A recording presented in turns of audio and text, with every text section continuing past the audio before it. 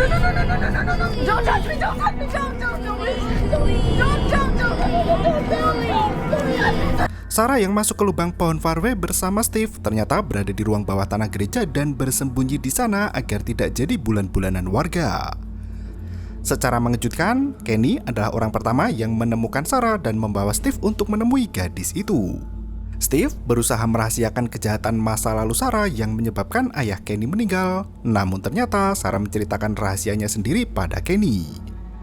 Semua orang menunjukkan rasa kecewa pada sang sheriff yang dianggap menjilat ludah sendiri karena bersikeras untuk melindungi Sarah. Sementara itu, penampakan makin intens mulai dari di benak Steve, Jade, dan juga Tabitha. Mereka mulai mempertanyakan ada apa di balik eksistensi kota Saranjana itu. Dan berikut ceritanya.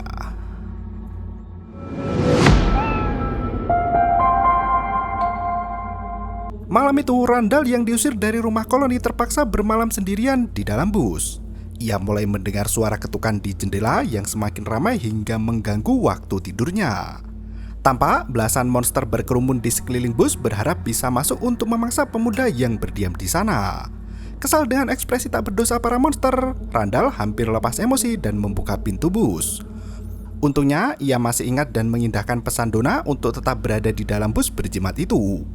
Randall semakin muak dengan monster yang berdatangan dan mengumpat mereka dengan sumpah serapah. Ia berkata jika dirinya sama sekali tak takut dengan semua monster itu. Mendengar kalimat sok berani dari Randall, monster membalas dengan ucapan perpisahan. Mereka melenggang pergi dengan tenang sembari sesekali menoleh ke arah bus. Suara teriakan monster yang memakakan telinga turut mengejutkan Jade yang kini tinggal di bar setelah Tom meninggoy. Ia sangat terobsesi dengan simbol yang tampak di depan mata seperti dalam buku catatan pria misterius. Saat menatap foto pria itu, tiba-tiba Jade berhalusinasi melihatnya di depan pintu kamar. Pria itu membuka buku yang penuh gambar simbol dengan bervariasi bentuk runcingnya. Dari sisi dalam buku, meneteskan darah yang membuat Jade semakin ketakutan hingga sosok pria itu menghilang begitu saja. Saat pagi menjelang, Steve terhenyak mendengar pintu gereja diketuk sangat kencang. Tampaknya Jim dan Tabitha sudah mendengar kabar keberadaan Sarah yang disembunyikan di ruang bawah tanah. Dengan murka yang memuncak, Tabitha bersikeras ingin menemui Sarah. Gadis itu keluar dari persembunyian meski Steve memintanya untuk tetap berada di bawah. Teringat kejadian masa lalu saat Sarah hendak membunuh Ethan, Tabitha memperingatkan gadis itu untuk menjauh dari keluarganya. Ia bahkan mengancam akan membunuh Sarah jika mengulang kesalahan yang sama. Melihat reaksi Tabitha yang penuh dendam, Steve tak berkutik di depannya. Ia bergegas pergi ke rumah koloni untuk menjelaskan pada Donna tentang semua yang terjadi. Ia kembali berpesan pada Sarah untuk mengunci diri di gereja dan jangan keluar kemanapun juga. Di waktu yang sama, si kecil Ethan tampak ketakutan dan berdiam dalam kamar setelah mendengar kabar tentang Sarah semalam. Ia bahkan tak mau membuka pintu untuk Julie yang mengajaknya sarapan. Tabitha dan Jim yang baru sampai di rumah membujuk anak itu untuk melewati setiap masalah. Jim menyebutkan nama tokoh cerita kesukaan Ethan, yaitu Kromenokel yang tak gentar menghadapi ketakutannya sendiri. Ethan beranjak dari lantai kamarnya dan berkata jika ia hendak bertemu dengan Sarah. Di tempat lain, Sarah mengendap keluar dari gereja untuk kembali pulang ke rumahnya dulu. Saat memasuki tempat itu, tergeletak sepatu boots milik orang lain yang kini menempati rumahnya itu. Sarah menjemput kemeja kakaknya Nathan yang bertengger di bahu kursi. Tiba-tiba, seorang pria muncul dan berkata jika kemeja itu kini sudah jadi milik warga lain. Rumah itu ditinggali oleh Reggie bersama kekasihnya Paula. Sarah lari ke arah lemari dan bertanya di mana ornamen keramik kecil miliknya. Reggie menegaskan jika semua barang Sarah sudah disetorkan ke gudang butian sebagai tambahan suplai untuk warga. Paula mengusir Sarah untuk segera pergi dari rumahnya dan mengembalikan jaket Reggie padanya. Ia merebut jaket itu dengan kasar dan membentak Sarah. Gadis itu lari pergi untuk mencari ornamen keramik pemberian Nathan untuknya di tempat penyimpanan kota yang menyatu dengan restoran butian. Steve yang berada di rumah koloni menjelaskan semua hal tentang Sarah pada Donna. Ia menolak memasukkan Sarah ke kota hukuman karena menganggap gadis itu sebagai penghubung antara manusia dengan dunia Saranjana. Ia berharap bisa menemukan clue penting yang bisa membawa mereka pulang ke asalnya. Donna tetap marah dengan keputusan Steve membawa psikopat Sarah, gadis lugu yang tega membunuh 3 orang dalam waktu satu malam yang sama, bahkan membunuh kakaknya sendiri, Nathan. Ia menegaskan bahwa Steve telah mengkhianati kepercayaan dari warga yang diberikan untuk sang sheriff pengaman kota. Donna menolak keras kehadiran Sarah dan memaksa Steve untuk memberlakukan hukuman masuk kotak. Ia juga meminta sheriff untuk berbicara empat mata dengan Butian terkait Sarah yang menjadi penyebab kematian Tuan Liu. You want my approval? You want absolution? Because you're not gonna get it here. Di waktu yang sama, Tabitha keberatan dengan permintaan Ethan yang hendak bertemu Sarah. Jim mencoba menenangkan istrinya dan membujuk Tabitha agar mengizinkan Ethan menyelesaikan masalah itu. Ia berjanji untuk menemani Ethan bertemu Sarah dan memastikan tak ada hal buruk yang terjadi pada anak mereka. Setelah berdebat panjang, Tabitha akhirnya menuruti permintaan Ethan dan berpesan agar anak itu selalu berada di dalam pengawasan ayahnya. Stay with Daddy, okay? And do exactly what he tells you. Sarah sudah berada di depan restoran untuk mengawasi keadaan. Ia melihat Kenny melenggang pergi, sementara Ethan muncul di belakang bersama Jim. Si kecil Ethan menghampiri gadis yang dulu pernah berniat membunuhnya dengan pisau bedah. Ia menegaskan jika dulu Sarah adalah teman baik yang bisa bermain bersamanya. Namun kini ia melihat Sarah seperti monster yang muncul di siang dan malam hari. Meski Ethan takut monster, ia menegaskan jika dirinya tak akan pernah takut berhadapan dengan Sarah lagi. Ia akan menjadi anak yang kuat hingga mampu melawan Sarah balik.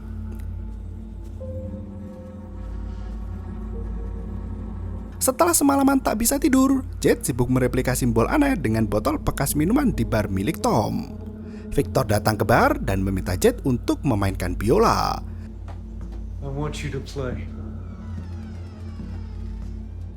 Ia membawa pria itu ke tumpukan mobil ringsek yang terjebak masuk ke kota Saranjana. Setelah berjalan jauh, mereka sampai di tempat pembuangan mobil bekas yang berjarak tak jauh dari kota. Victor yang sedari kecil berada di kota gaib itu mengungkapkan ada banyak mobil lain lagi yang bersembunyi di balik bebatuan. Ia meminta maaf pada Jade karena sempat marah dan mengambil paksa biola miliknya itu. Victor naik ke mobil ibunya dan request lagu Twinkle Star pada Jade. Saat Victor kecil ketakutan, ibunya selalu memainkan lagu tidur di mana Victor duduk di atas mobilnya hingga tertidur. Suara jeritan monster di malam hari tak lagi menakutkan ketika Victor menatap bintang membayangkan lagu kidung favoritnya dulu.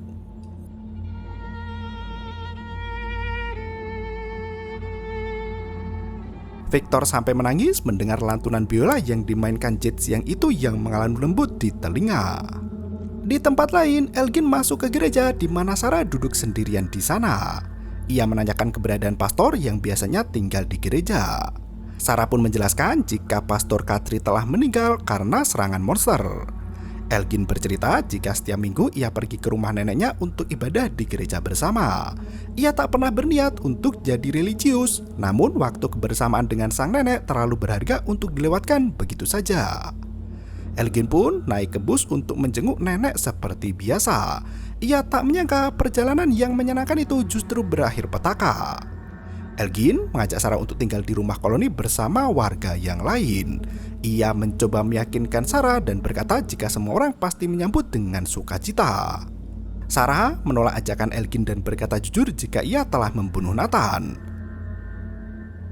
I killed my brother. Elgin terlihat canggung dan pamit pergi. Setelah bertemu dengan Sarah, Ethan pulang dengan hati yang lega. Tabitha turut menyambut anaknya itu dengan perasaan yang sama. Julie mengajak adiknya untuk membantu mengupas kentang di dapur, sementara Tabitha berbicara berdua dengan Jim di luar rumah. Waktu itu, Butian yang sibuk bekerja di restoran terkejut melihat Sarah yang berdiri di depan pintu masuk. Butian menangis sambil berkata jika selama ini ia selalu berbuat baik pada Sarah, namun gadis itu justru membunuh suaminya. Kejahatan itu menimbulkan rasa benci di hati Butian yang tak pernah bisa merelakan kepergian Tuan Liu dengan cara mengenaskan. Ia memberikan kardus berisi barang pribadi Sarah dan mengusir gadis itu agar segera pergi meninggalkan kota. You never come again. Butian lari ke belakang dan menghancurkan perlengkapan memasaknya. Ia tampak sangat kacau bertemu dengan pembunuh Tuan Liu. Sarah yang mendengar tangisan Butian bergegas pergi hingga Kenny memergokinya. Dengan penuh amarah, pemuda itu melempar semua barang pribadi Sarah dalam kardus. Ia bahkan dengan sengaja merebut ornamen keramik yang berharga untuk Sarah dan dihancurkan di depan matanya. Kenny tak cukup puas membalas kematian sang ayah dengan menghancurkan ornamen itu. Sarah menangis sembari mengumpulkan pecahan ornamen Natal itu. Kenny memperingatkan Sarah untuk segera pergi dan jangan mendekati ibunya lagi. Hanya Elgin, satu-satunya warga yang membantu mengumpulkan barang pribadi Sarah, sementara penduduk lainnya hanya menatap dari kejauhan. Christy memberikan minuman hangat dan snack untuk kekasihnya. Mariel memberi kejutan untuk Christy berupa kaos favorit yang biasa dikenakan pacarnya itu. Christy hampir menangis dan berkata jika ia sudah melalui banyak hal mengerikan yang mengubahnya menjadi sosok berbeda. Mariel sengaja memotong rambut Christy agar tampak seperti semula. Saat mereka bermesraan, Tilly datang memberikan obat morfin cair miliknya. Semenjak didiagnosa penyakit kronis bulan lalu, Tilly selalu membawa morfin cair untuk meringankan rasa sakit. Setelah memasuki kota, ia tak lagi merasakan kesakitan dan menyumbangkannya ke klinik. Sebelum pergi, Tilly bercerita jika gadis bernama Sarah kembali ke kota hingga membuat semua kacau balau. Christy langsung lari menemui Sarah, namun Mariel mengejar dan meminta penjelasan. Christy bercerita jika Sarah pernah mencoba membunuh setelah minta saran darinya. Ia merasa bersalah karena memberi saran yang buruk pada Sarah hingga gadis itu tega membunuh kakaknya sendiri. Mariel membujuk Christy untuk tenang dan kembali ke klinik. Ia meyakinkan jika semua yang terjadi bukan karena kesalahan Christy. Di waktu yang sama, Jed kembali menunjukkan foto usang Victor kecil dan bertanya siapa pria yang berdiri membawa buku catatan itu. Victor menjawab jika pria itu bernama Christopher. Victor membawa Jed ke mobil milik Christopher yang sudah ditumbuhi lumut. Ia mengenal Christopher sebagai pria yang baik hati hingga suatu ketika pria itu berubah menjadi monster. Christopher sangat terobsesi dengan simbol itu dan membunuh semua orang di kota. Victor diminta sembunyi di tempat baru di mana Christopher tak akan menemukan dirinya. Nah, saat pagi menjelang, semua orang termasuk ibunya telah mati. Victor menegaskan jika tempat yang mereka tinggali saat ini merubah seseorang untuk melakukan hal gila. All because of this. Right here. Siang harinya, Tabitha pergi ke hutan dan menyusun mainan milik Ethan di depan mulut gua monster. Ia meminta monster itu keluar dari persembunyiannya. Tadi duka, kawanan hantu anak kecil melangkah ke arahnya dengan wajah pucat mengerikan. Mereka meneriakkan kata angkui berulang kali dan mengerumuni Tabitha yang ketakutan. Jed berlari mendengar teriakan Tabitha dan berkata jika hidung wanita itu berdarah. Did you see that? Did you see them? Sementara itu, di kota, Randall mengeluarkan sepasang kursi bus dan mengikatnya di atap agar bisa bersantai di atas tempat tinggalnya. Jim berbicara dengan Steve terkait Sarah yang baru saja bertemu dengannya dan Ethan. Ia mulai berpikir jika Sarah hanyalah orang yang sangat depresi hingga tak mampu menahan tekanan di dalam jiwanya lagi. Ia membeberkan ada suara di radio saat percobaan pertama dengan menara antena di atas rumah koloni. Jim meyakini bahwa tempat itu sengaja dibuat sebagai bahan eksperimen gila. Jim menegaskan penelitian semacam itu pernah terjadi di zaman Perang Dunia II. Ia meminta kerjasama semua pihak untuk mengungkap siapa dan apa tujuan dari penelitian itu. Steve melenggang pergi untuk menemui Tian di restoran. Sesaat memasuki tempat makan itu, tangannya terasa sakit hingga cacing yang menggeliat merebak ke permukaan tepat di bawah kulit. Di waktu yang sama, Mariel mencuri morfin cair dari kotak obat dan menenggaknya sebagian. Sarah meninggalkan kota dan menatap Ethan dengan penuh harap. Kali ini Ethan tak mau memberi kebaikan lagi dan membiarkan Sarah melenggang pergi. Steve berbincang dengan Putian terkait keberadaan Sarah di kota dan menegaskan jika gadis itu tidak akan dihukum masuk kotak. Ia berdalih jika Sarah bisa membawa mereka pulang demi kebaikan semua orang di kota. Steve meminta maaf karena seolah melindungi Sarah hingga merahasiakan keberadaannya. Ia berkeyakinan kuat bisa membawa mereka semua keluar dari kota itu dengan bantuan Sarah. Steve meyakinkan Butian agar mendukung keputusannya itu. Tak berselang lama, Kenny masuk ke dalam restoran dan menemukan Steve duduk di depan ibunya. Kenny langsung marah dan mengusir Steve agar tidak mendekati ibunya lagi. Steve melenggang pergi dan kembali ke gereja. Saat ia memasuki tempat ibadah itu, kondisi di dalam gereja tampak kosong tanpa ada kursi dan orang di dalamnya. Suara kotak musik yang ia dengar bersama Martin kembali mengalun dan muncul di atas meja. Tak lama kemudian, balerina cantik jelita melenggak-lenggok di hadapan Steve seolah menggoda kejantanan sang sheriff. Gadis itu bahkan menggandeng tangan Steve dan berputar-putar di depannya. Tiba-tiba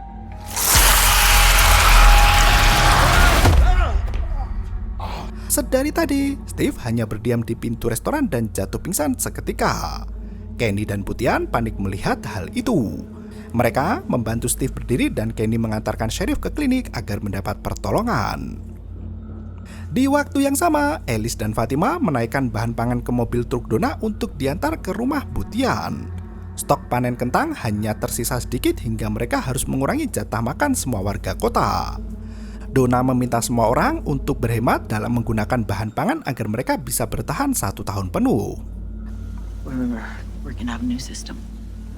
Don't want anyone to panic.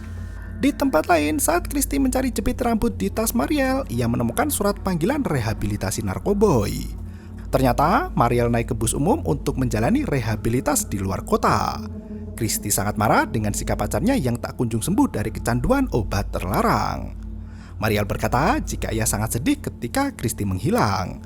Ia sengaja menggunakan obat-obatan itu agar bisa merelakan kepergian Christy. Meski demikian, sebagai dokter, Christy sangat melarang keras menggunakan obat yang tidak semestinya. Ia langsung menyembunyikan semua obat yang bisa disalahgunakan hingga membuat Mariel tersinggung dan marah besar. Where are you going? For a walk, so you can hide all your valuables from your junky-ass girlfriend! Kenny dan Steve berjalan melewati hutan hingga tangan Stephen kembali merasakan sakit. Steve melihat kotak musik di atas batu tepat di depan pintu terowongan. Boyd, where are you going? Dari dalam terowongan itu, sosok wanita balerina muncul dan melenggang pergi begitu saja. Kenny sama sekali tak bisa melihat apa yang disaksikan Stephen. Kenny meminta Steve untuk segera ke klinik karena matahari sudah akan terbenam.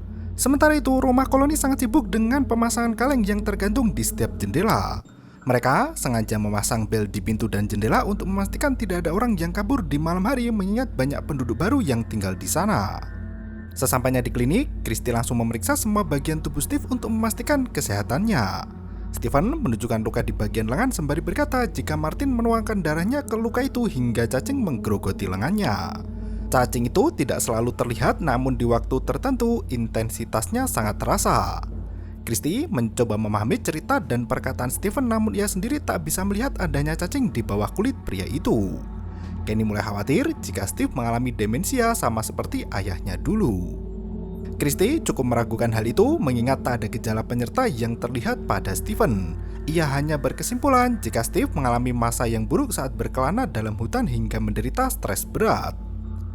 Di hari yang semakin gelap, Donna sibuk menata bahan panganan di rumah Butian bersama keluarga Jim. Ia menegaskan akan adanya pengurangan jatah makanan agar tidak kehabisan sebelum panen tahun depan. Jim kembali mengaitkan hal itu dengan eksperimen gila.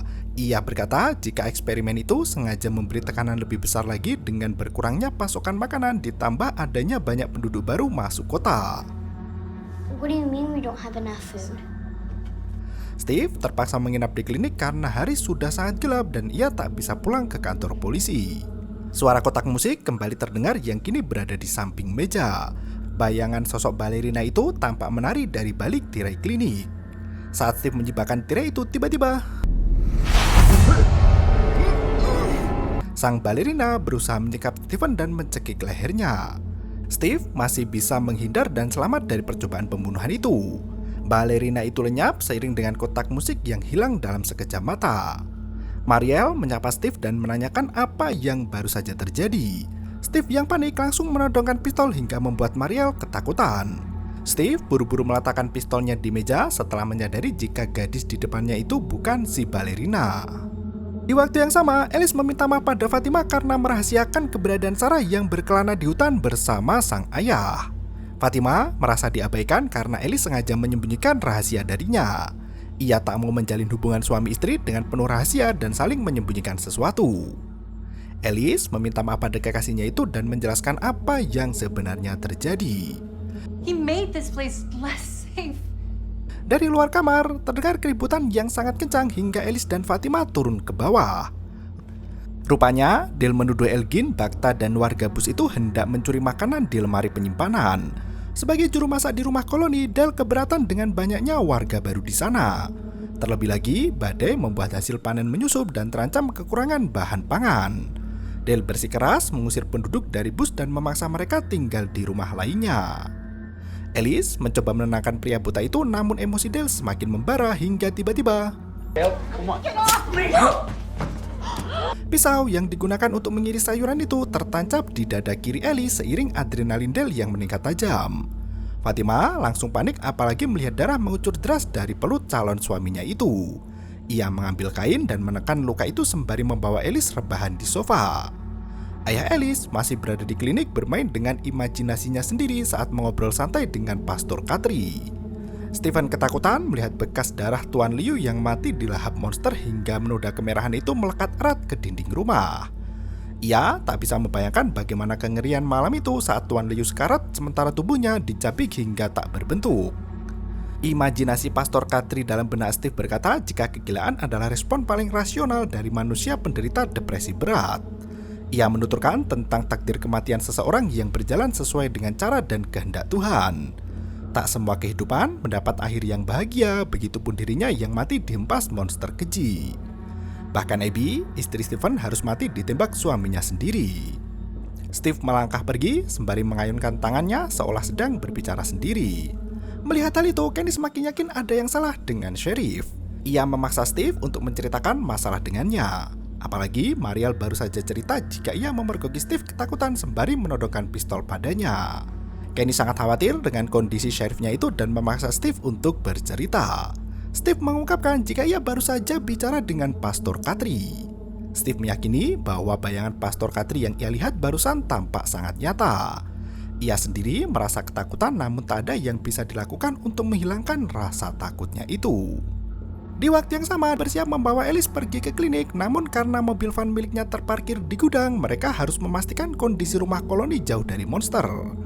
Setelah menunggu beberapa lama, Matthias yang berjaga masih bisa melihat monster di sekitaran rumah.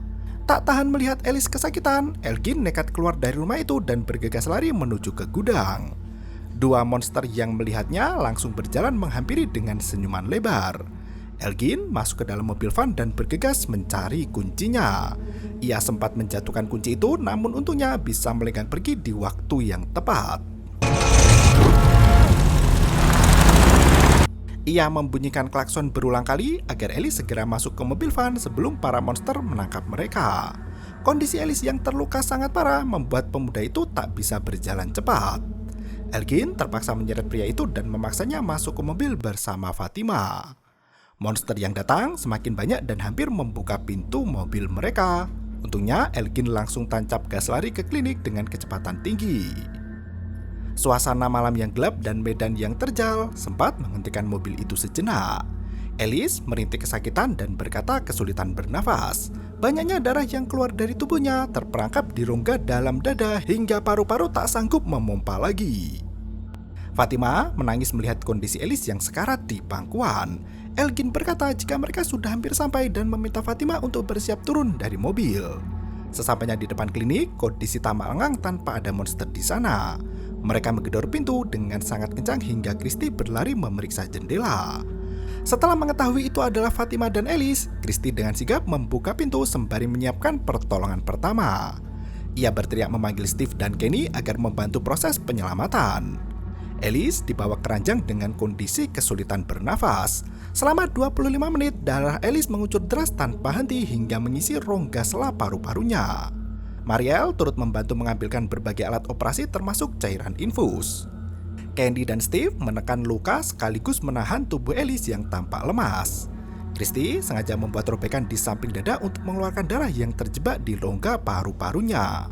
Setelah membuka lebar bagian tulang rusuk Alice, darah langsung muncrat keluar dan membasahi wajahnya. Alice akhirnya bisa bernafas lebih ringan dari sebelumnya. Christy kini harus menjahit semua luka itu dan memastikan tak ada infeksi di sana. Fatima menanti dengan sangat cemas takut kehilangan sang kekasih hati. Steve berusaha menenangkan calon menantunya itu dan berkata jika semua akan berjalan baik-baik saja. Tak berselang lama, Christy meminta Steve untuk melakukan transfusi darah karena Alice kehilangan banyak darah di perjalanan. Steve menolak rencana itu karena darahnya kini mengandung parasit mengerikan. Ia mencoba menjelaskan pada Christy, namun mereka semua tak percaya. Kenny sampai menodongkan pistol pada Steve dan memaksa pria itu untuk melakukan transfusi. Apalagi Alice memiliki golongan darah O- di mana hanya Steve yang bisa mendonorkan darahnya. Di saat terdesak itu, lengan Steve kembali bergejolak hingga cacing menggeliat di bawah permukaan kulitnya. Mariel dan Christy sampai melongo melihat kengerian itu. Mereka belum pernah menangani infeksi parasit yang separah Steven. Melihat dari cara penularan cacing yang berenang di dalam darah, Kenny menyerahkan dirinya untuk dijadikan inang baru. Ia meminta Steve untuk menyatukan darahnya agar cacing itu berpindah ke tubuh Kenny dan Steve bisa mendonorkan darahnya untuk menyelamatkan Alice. Steve tetap menolak karena efek dari parasit itu tak hanya menimbulkan luka di lengan namun juga mempengaruhi cara berpikir manusia. Steve tiba-tiba mendapat ide untuk menularkan darah ke tubuh para monster. Ia membawa pisau dan melangkah keluar klinik sembari berteriak memanggil monster bengis itu. Ia menantang untuk duel 1 lawan 1 agar bisa menularkan cacing ke tubuh monster.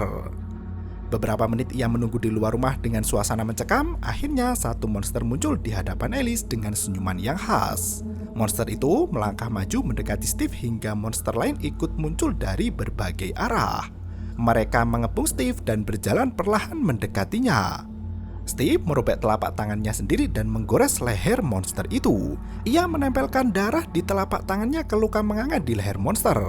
Selama beberapa saat, Steve tak bisa melepaskan tangannya dari leher monster dan merasakan sakit di sekujur badan. Monster itu berkata jika ia menyukai permainan. Steve berhasil melepaskan tangannya lagi di mana semua monster tersenyum bersiap untuk ganti pemain. Seketika itu,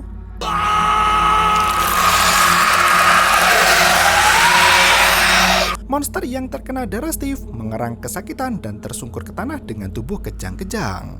Monster lainnya mengabaikan Steve yang lari masuk ke klinik lagi.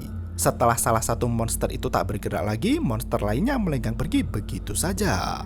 Steve meminta Christy untuk segera melakukan transfusi darah bersamanya. Tak mau membuang lebih banyak waktu, mereka segera melakukan transfusi dan menunggu beberapa menit. Di waktu yang sama, Ethan masih membantu pekerjaan Donna merapikan stok pangan di rumah Butian. Mereka membawa tumpukan kentang dan manisan ke ruang bawah tanah. Ethan bercerita sebuah rahasia pada Donna di mana ia sebenarnya menyembunyikan ketakutannya sendiri saat menemui Sarah.